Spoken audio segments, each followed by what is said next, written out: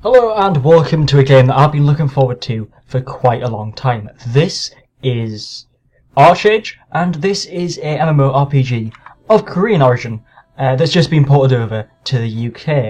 It's been out for a while in Russia, but only recently have they thought about bringing it into England and letting people over here have a go at this game. It's in beta, so it's not the finished product. But from what I've seen, the game does look very good, even in beta, and it looks like it does have a big emphasis on the players. So like the justice system, the people who are the kind of police, the people who are like the judges, are all players. It reminds me a lot of the old Star Wars MMO that had a lot of kind of player emphasis. Players could be bounty hunters, players could be bartenders. A similar kind of route has been taken with this, and it's good. Very good, in fact.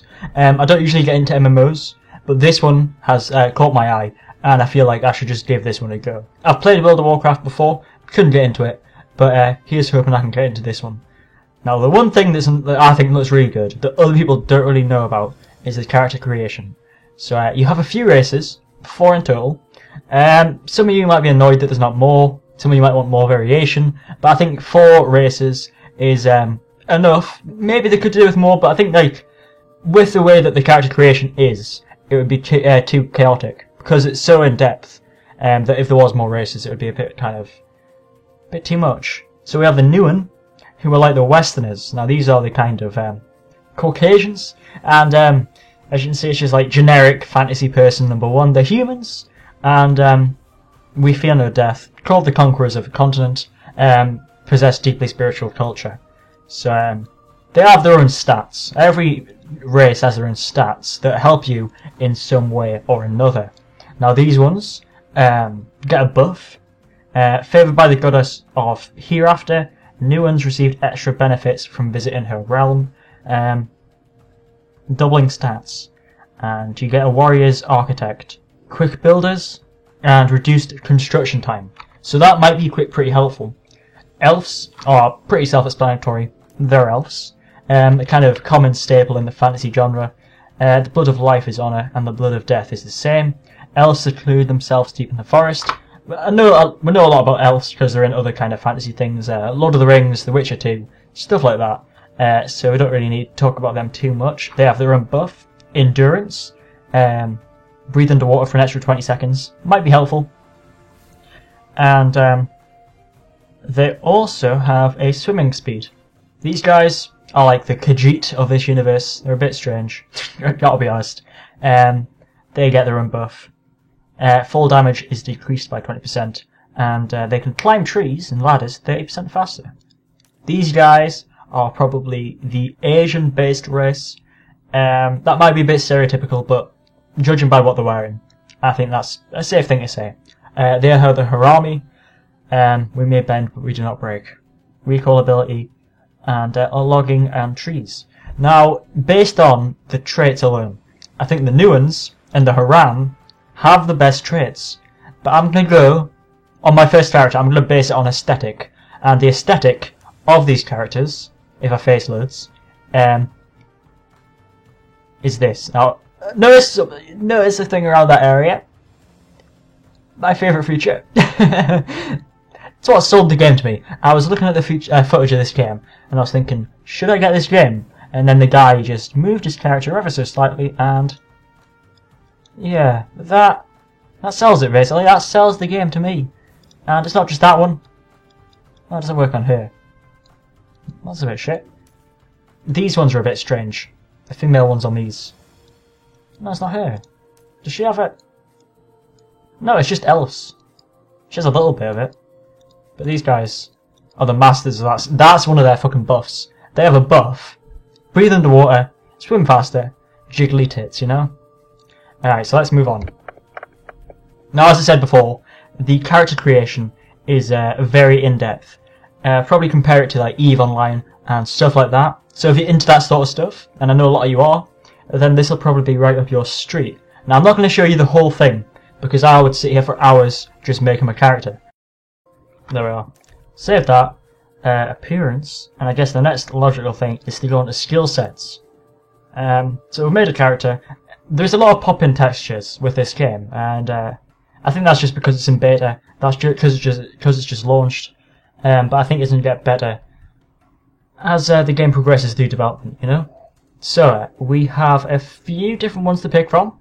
Now, from what I know, you can pick a range of different abilities and classes throughout the game. So, you might pick, I don't know, Vitalism right now. But a few hours down the line, you have to pick a second ability. And those two abilities will merge and make a kind of mold of two different things. So, like, for example, a Battle Rage and a Sorcerer might be a Battle Sorcerer. That's how it works. So, depending on the different ones you pick, you get this kind of finalized class that has all these different aspects from the different kind of skill trees. And it's a good way of doing it. You can change it at any time, as far as I can tell. So you're not kind of committed to doing one thing, sort of like with Skyrim. So the decision's not too important, but I suppose it is best to pick something good.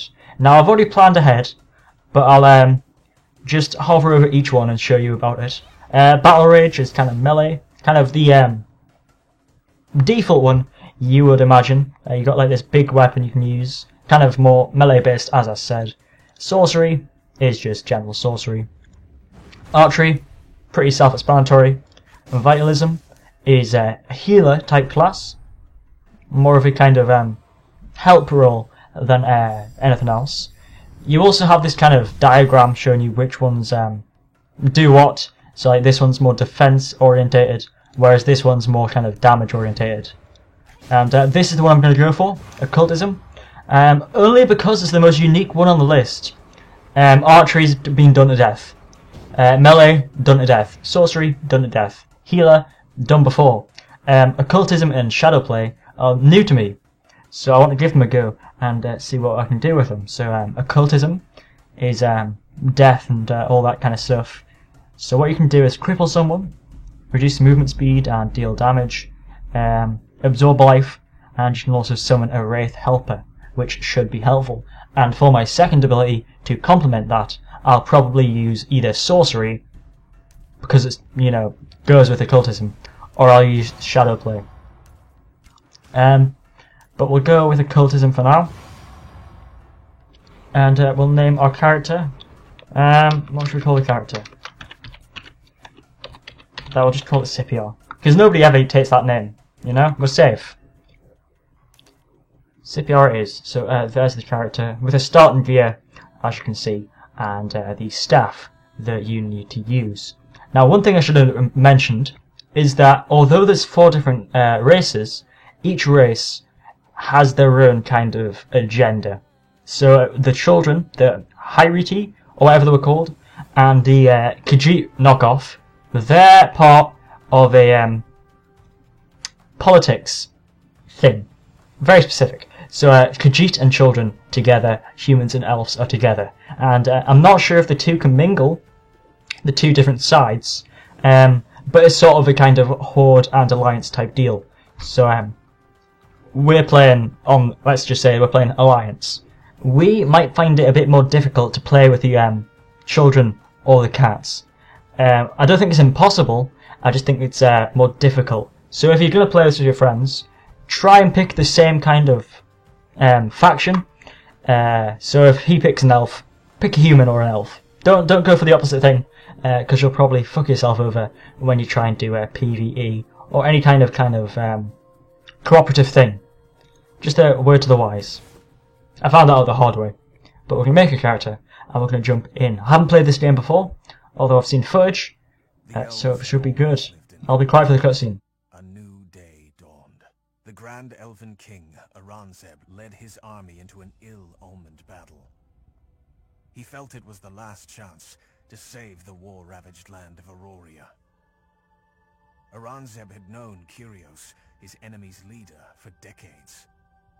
However, any affection between them had long vanished. Hate was the only emotion they shared. Hate as well as hurt. When Kyrios finally slew Aurangzeb, a dagger of betrayal pierced every elf's heart. Bards had long sung of the beauty of the elves' forest and the sophistication of its people. But that single defeat changed their fates forever. Their forest razed, their palaces reduced to rubble, the elves became refugees. Cloaking themselves in seclusion, they turned their backs on everything, save their memories. Throughout centuries, elven culture has remained frozen. Resentment and anger are passed down through generations like well-polished stones. All young elves devote themselves to the pursuit of revenge, training only in battle. Would Aurangzeb be happy to know his people choose to live like this? To abandon all hope of king or kingdom until Kyrios pays for his transgressions? Such questions are considered deeply treasonous. The elders are now all warriors, studying the art of bloodshed instead of philosophy. Their sole purpose is preparing their people for the coming war. Still, they can only do so much. The true future lies in the hands of the young. And secretly, more question the destiny of their race. One youth in particular. He discourages elves from forsaking all other learning, in order to focus only on the past. He knows that at times change comes only through oblivion, but elves have too good a memory. They need to learn that sometimes you must forget in order to live.